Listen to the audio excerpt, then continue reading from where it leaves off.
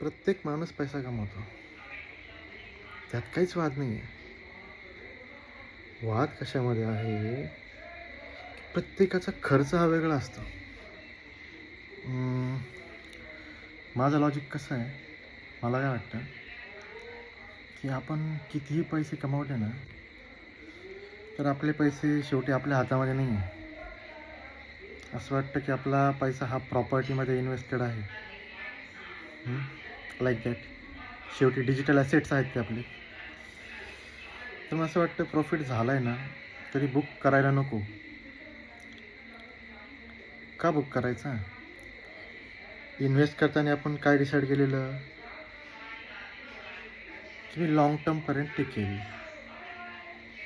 जितकं आपल्याला टिकता येईल, जसं आपल्याला खेळता येईल.